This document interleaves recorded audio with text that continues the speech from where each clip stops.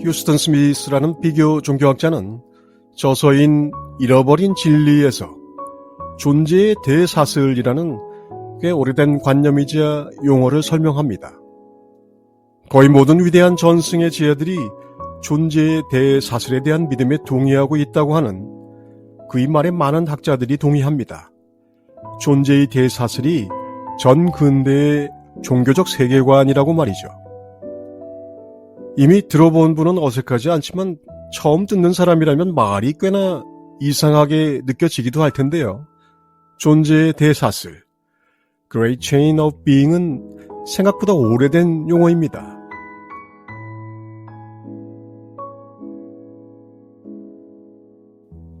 이런 생각은 고대 그리스의 플라톤, 아리스토텔레스, 플로티누스에게서 중세에도 계속 이어져 오다가 이른바 신플라톤주의라고 하는 근대 철학 사조에서 완성됩니다. 대사슬이라는 것은 모든 물질과 생명에 대한 일종의 위계 구조입니다. 가장 높은 곳에 있는 신에서 천사, 악마, 별, 달, 왕, 귀족, 평민, 동물, 식물, 광물까지의 위기의 사슬입니다. 일단 듣고 보면 익숙한 듯 느껴집니다. 존재의 대사슬이라는 걸 몰랐어도 이런 식의 위계 구조는 그다지 낯선 것은 아니죠. 신과 우주, 인간과 동물, 그 아래의 식물과 광물처럼 말이죠.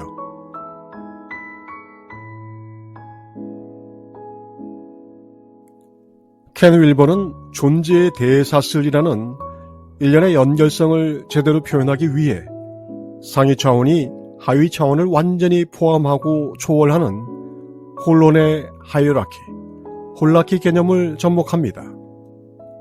그리고 이렇게 상승할수록 더 포용하고 확대되는 존재의 대사슬, 나선의 형태로 확대되어 상승하는 모습을 표현하는 용어로 존재의 대둥지라는 말을 제안합니다.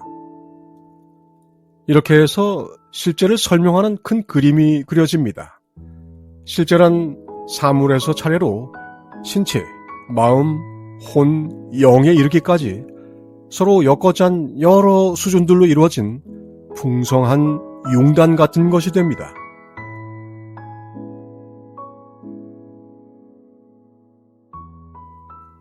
켄 윌버의 둥지가 사슬이라는 이미지와 차이가 나는 것은 각 상위의 수준이 그 아래 차원들을 감싸고 포용함으로써 모든 존재와 사건들이 서로 엮여서 짜여지는 모습이죠.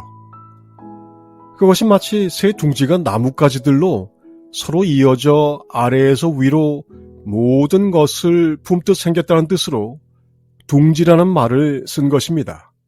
사슬의 이미지와 둥지의 이미지는 좀 다르죠. 실제에 대한 이러한 관점은 플라톤의 그것만이 아니라 인류 문명의 거의 전부에서 지배적인 철학이기도 합니다.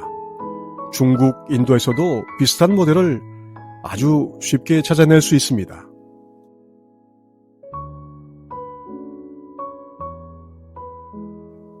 켄 윌버가 20대였던 시절에 쓴 그의 첫 저작 의식의 스펙트럼에는 전 세계적으로 이어져 왔던 이런 모델에 대한 비교와 분석이 아주 잘 정리되어 있습니다.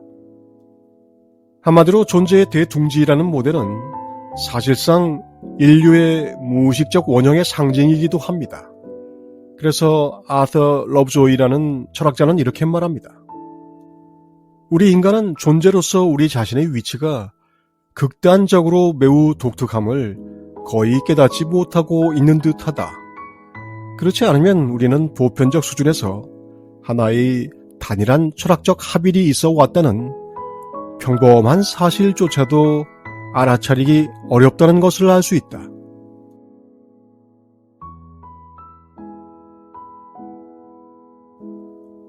우주와 비교하면 너무나 짧은 인류 역사임에도 지역과 시대를 가릴 것 없이 동일한 모형의 진리 체계가 전해지고 이어져 왔다는 것은 매우 놀라운 일이 틀림이 없습니다.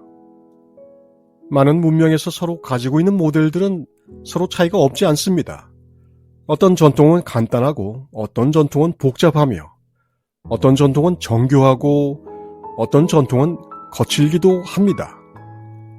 다만 몸과 마음, 영혼이라는 기본 얼개는 인류사의 가장 초기적 영성을 대표하는 무속에서부터 신화적 종교들을 거치면서 합리적 종교인 불교에 와도 다르지 않게 나타납니다.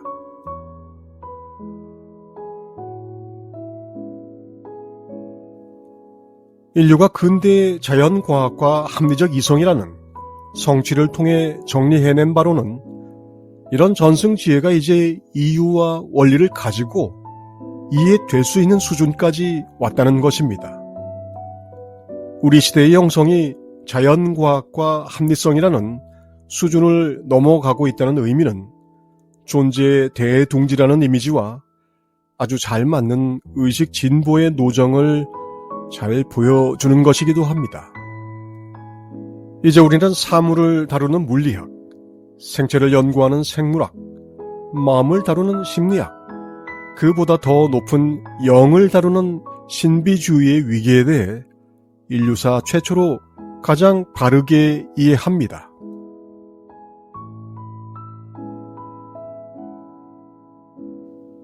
이것이 대부분의 시대의 인간 정신에 의해 이해되고 전해 내려온 영원의 철학의 근간이자 우리가 찾아가는 실제를 가리켜주는 지도인 셈입니다. 물론 질곡이 없지는 않습니다. 근대적인 합리성은 신화적 종교를 무너뜨리는 과정에서 영성 자체를 부인해버렸고 그 반동으로 종교적 보수주의는 합리적 이성을 적대시합니다. 우리가 하는 영성 수련에서도 이런 지도를 보는 문제는 그대로 드러나고 또한 우리는 현실 속에서 그런 문제들을 겪고 있기도 합니다.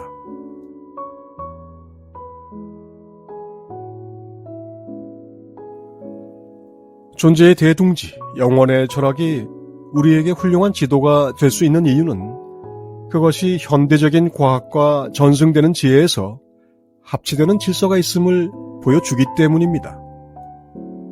그것을 과학과 종교의 화해라고 불러도 상관이 없지만 영성은 단순한 화해를 넘어 과학과 종교를 통합하고 감싸 안고 품어 전혀 다른 무언가를 낳으려고 합니다. 그리고 그 결과는 먼 미래에 있는 것이 아니라 이미 우리에게 플라톤, 노자, 석가, 예수라는 미래 인류의 이름으로 잘 알려져 있습니다. 남아있는 것은 우리가 발견하고 찾아가는 일입니다.